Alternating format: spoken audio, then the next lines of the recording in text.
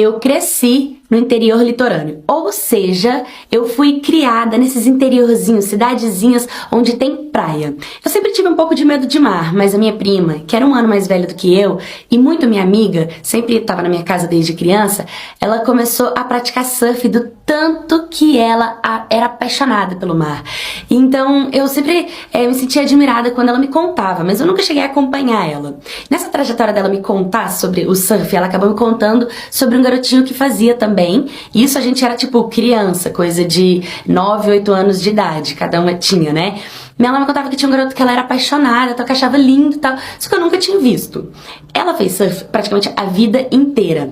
Quando ela fez mais ou menos 15 anos de idade, o namorado dela tava com 16 e ela decidiu namorar escondido. Depois que ela começou a namorar escondido, acabava que, como nós éramos um pouco mais velhas, ela sempre me usava pra me levar nos encontros com o namorado. A primeira vez que ela me levou, quando a gente se encontrou, nossa, ele era muito lindo, muito lindo. Eu falei, que gatinho, né? E ele era tão educado, tão legal, tão gentil, tão fofo, que era impossível não se apaixonar por ele.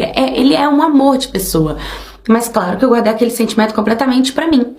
E com o passar do tempo, os pais dela descobriram que ela estava namorando escondido. E aí eles conversaram e deixaram com que eles namorassem. E a partir dali, tudo que era entre os dois passou a ser entre a cidade inteira. Tanto o meu povoado como o dela. Porque nós morávamos próximos e tinha uma trilha que a gente tinha que pegar pra estar juntas.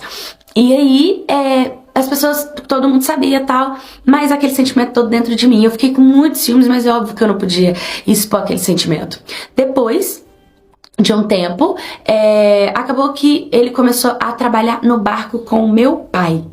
E eu falei, nossa, meu Deus, eu não acredito, ele tá mais próximo de mim do que eu imaginava. E às vezes ele sempre vinha pegar água na minha casa, ou final de tarde tomava um café e um lanche.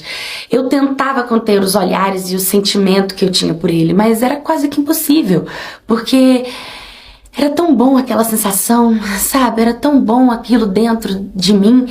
E acabou que ele percebia um pouco e ele nunca correspondeu, ele nunca falou nada, ele nunca me cantou ou fez algo do tipo que me desse o sinal que ele queria algo comigo. Muito pelo contrário, ele se posicionava bem assim, prefiro fingir que não tô vendo. E até que chegou um momento em que ele parou de frequentar a nossa casa.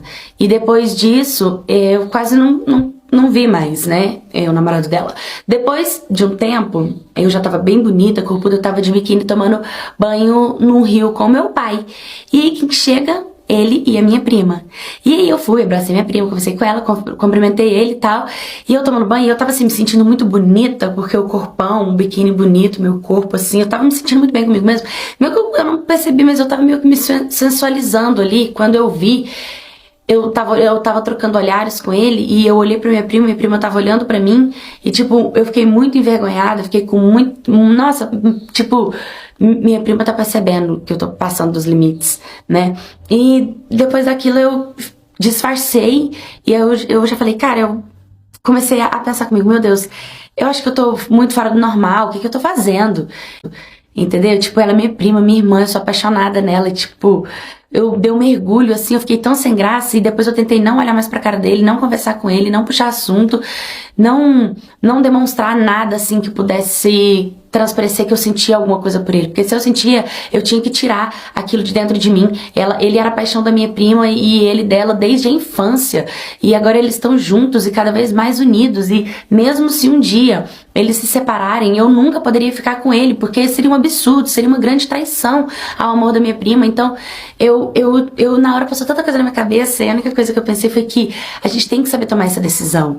A gente tem que saber aonde nós colocamos o nosso sentimento, né? A gente tem que ter limites. Tem tantas pessoas no mundo, por que o namorado dela, né? Então, quando eu tava ali no Rio, eu parei e decidi que eu nunca mais iria permitir que aquele sentimento fizesse parte de mim, que eu demonstrasse que eu gostava dele, alguma coisa que se eu gostava eu deveria trabalhar pra aquilo sair de dentro de mim, entendeu? Foi o que eu fiz e é o que eu deixo de exemplo pra muitas pessoas. A gente tem que ter amor pelos nossos próximos, né? Às vezes você tem uma prima, você tem uma irmã, você tem uma tia, uma sobrinha, e vocês não se importam com o sentimento, tudo bem.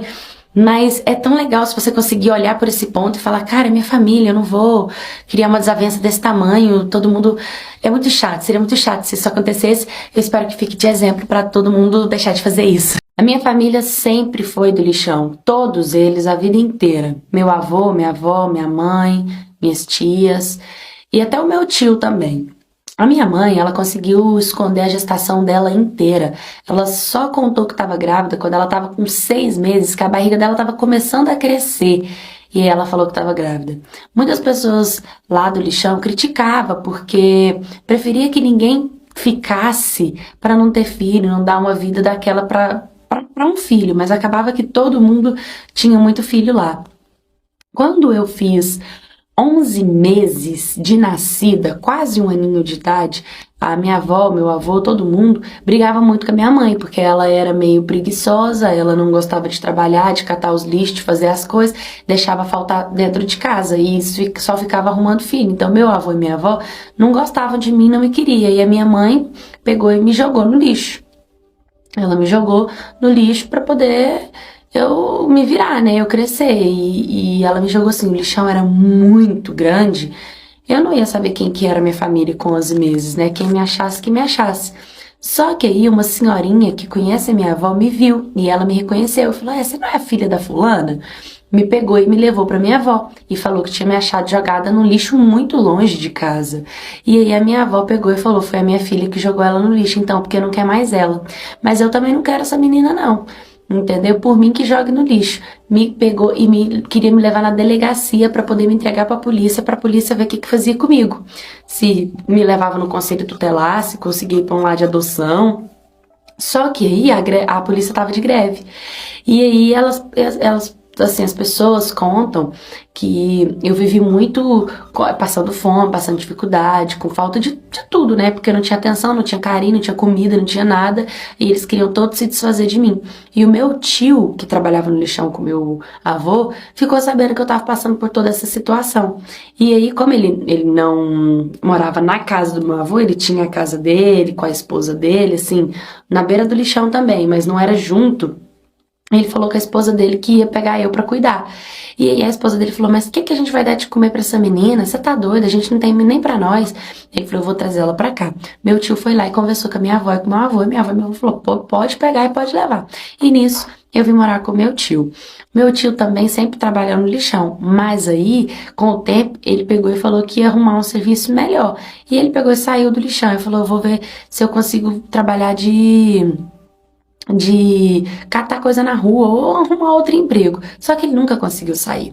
Quando eu fui crescendo, morando com meu tio, eu tava estudando e aí lá na minha escola tava precisando de faxineiro, né, gente pra limpar. E eu falei pro meu tio, por que o senhor não começa a trabalhar, não começa a aprender a trabalhar de faxina? Porque meu tio trabalhava no lixão, mas a casa deles era arrumadinha, não é porque trabalha no lixão que a nossa casa era um lixo.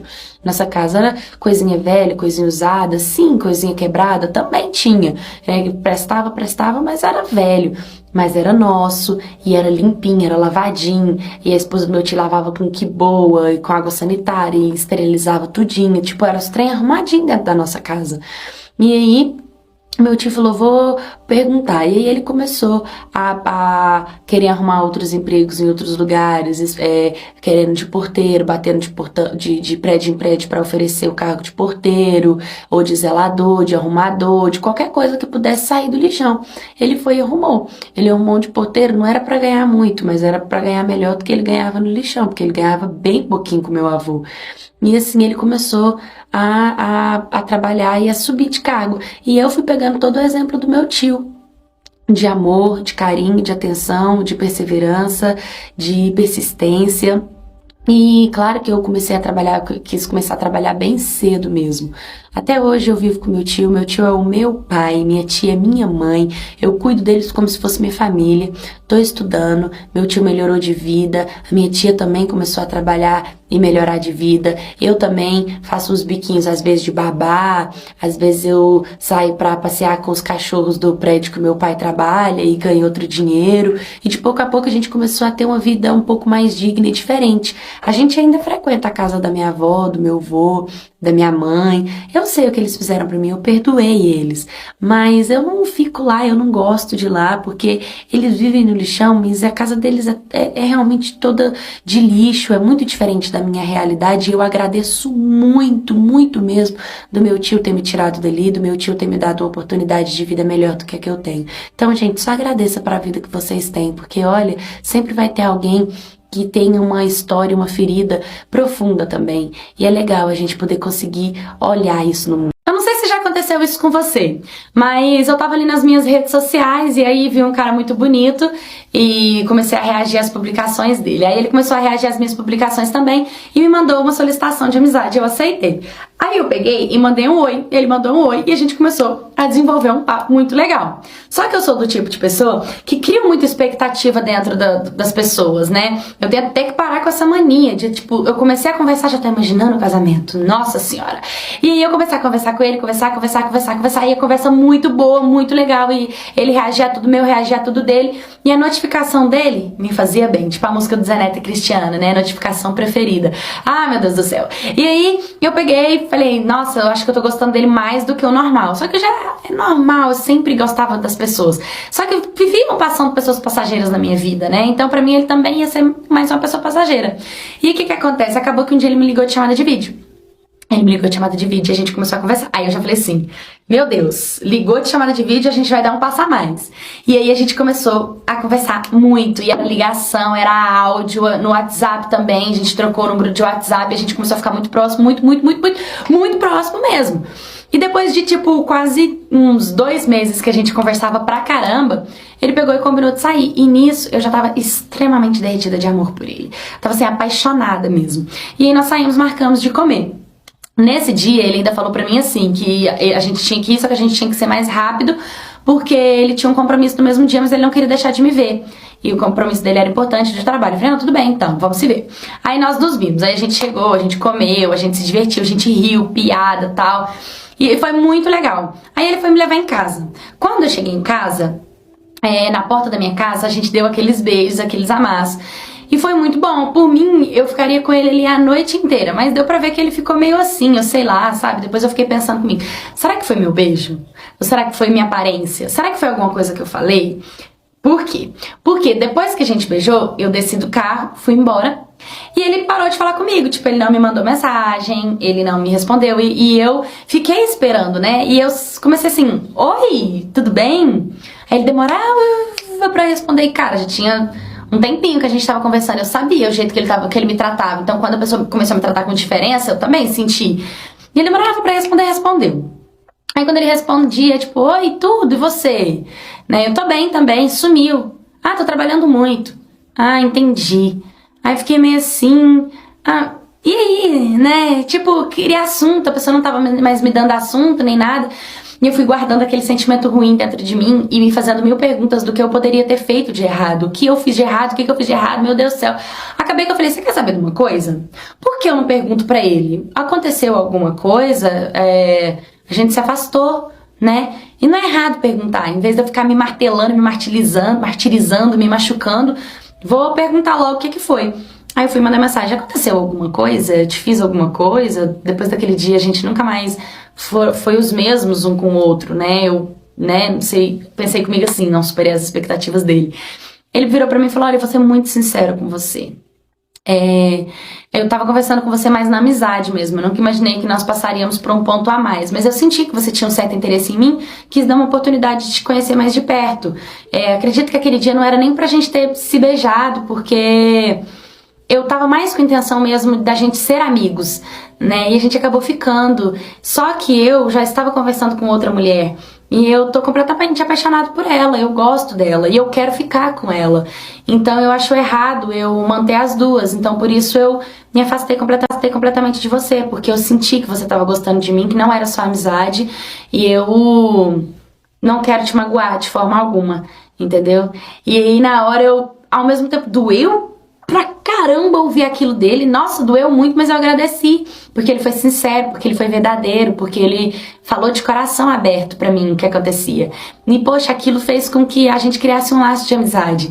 Naquele momento eu falei, nossa, eu te entendo, quer saber de uma coisa? Verdade. Talvez eu realmente tenha me apegado a você sim, talvez eu tenha pensado mesmo numa segunda intenção, mas eu tô muito feliz que você tenha encontrado alguém, que vocês estão tendo reciprocidade dentro do relacionamento de vocês e que vocês sejam muito felizes.